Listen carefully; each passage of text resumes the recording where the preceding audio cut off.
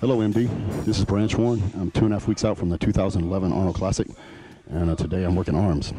We started the workout off with preacher curl machine. After a few light warm-up sets, then we worked up to the stack and did a heavy set and a drop set.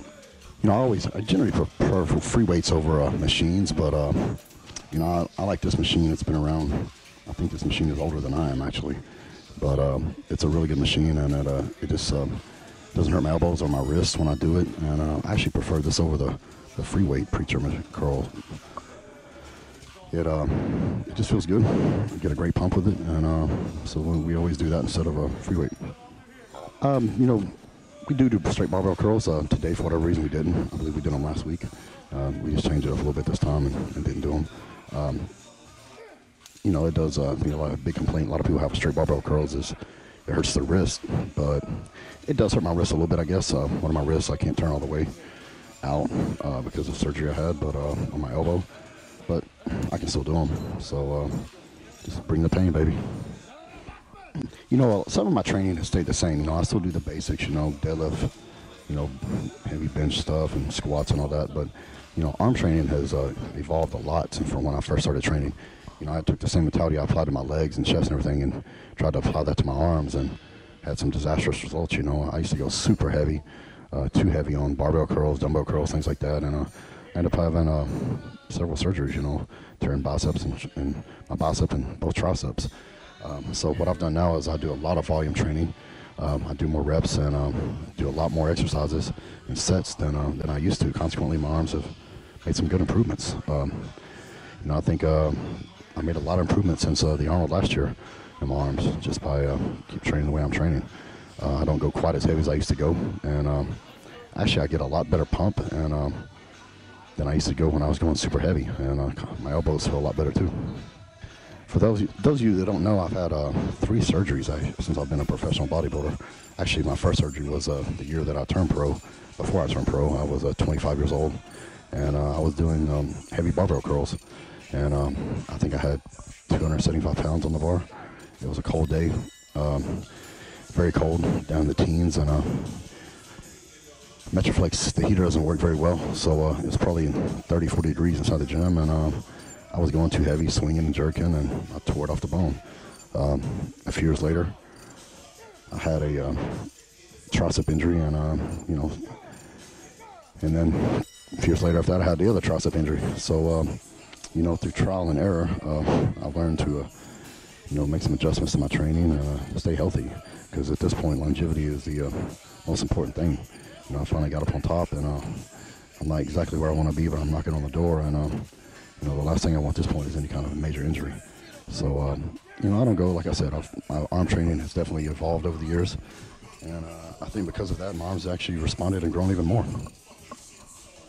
You know, there are some exercises that I don't do anymore. You know, overhead skull crushers I used to go real heavy on. I feel it's a great exercise for your tricep, but it's horrible for your elbows. We do still do them, but I probably use half the weight I used to use. You know, like I said, we do a lot more volume. I do a lot more reps on skull crushers and a lot more sets than I used to do. But, you know, it doesn't destroy my elbows either. So, and, you know, some things I just don't do, you know, like stiff leg deadlifts.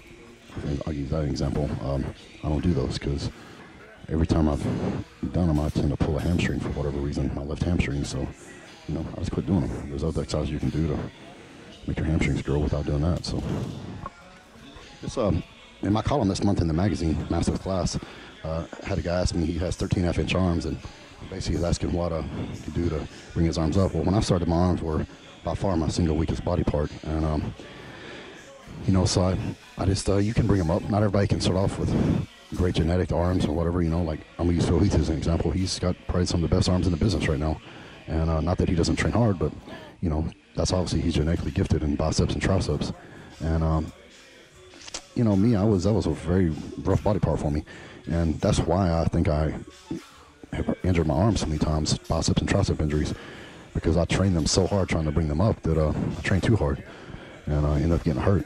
But you know, consistently over the past year, you know, however many years now, I've brought them up, and just you can overcome deficiencies even if you don't have blessed with great genetics. Just if you're willing to work hard enough, long enough, and keep doing the same thing day after day and eating the same food day after day, year after year, you can bring any body part up. And sometimes you just got to work a little harder than the guy next to you. As far as my training goes, I don't have any kind of set protocol. Some guys are very strict. We do 2 warm-ups, then we go heavy or whatever. I'll just need warm-ups as I need to do until I feel I'm ready to go heavy.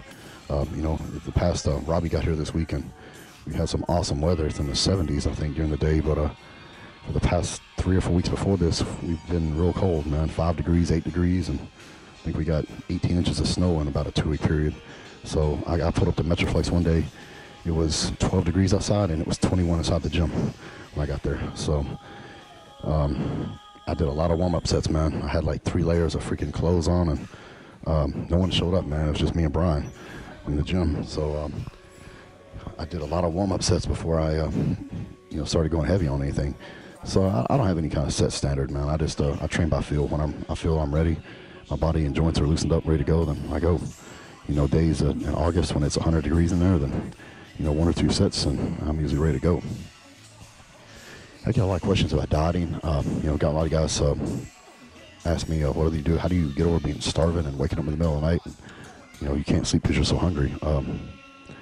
Man, basically, there's no answer for it, bro. That's just part of it. If you want to be a bodybuilder, time to cowboy up, because that's just the name of the game, man. That's what separates first and second place, man. Those that can handle the diet, those that can't. I mean, you go to shows and you see a lot of big guys walking around, but how many of those big guys ever get in really, really good shape?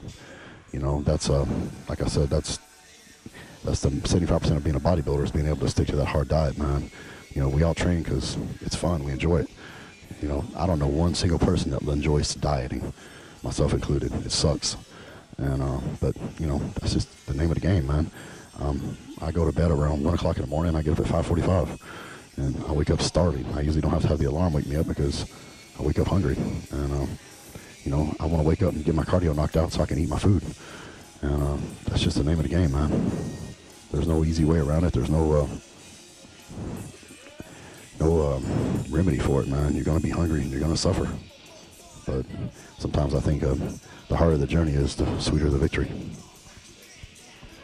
So this is an LWRC 6.8, I think, is what it is. My friend has, and my friend Matt, and then he brought his other gun up here that he has. He's got a 308, a Reaper LWRC. So between me and him, we go shooting a lot, and we have probably too many guns between the two of us.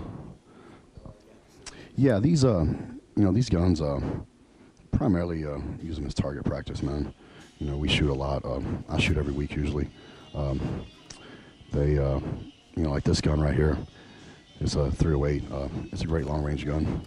He's got it tricked out, man, with the Night Force scope on it and bipod and all that. So, you can reach out to 600, 700, 800 yards with it accurately.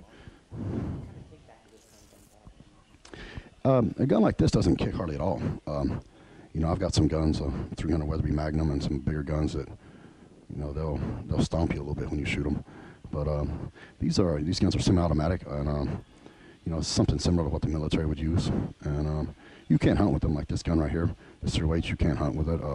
I've killed some deer with them before, wild hogs, but not really deer. I don't hunt deer with it, but wild boars, things like that. I prefer catching wild boars with my hands and taking them out with a knife. A lot more fun. Stick around for day number 2. We're gonna be training legs, me and Johnny and the rest of the crew. I'll see you then.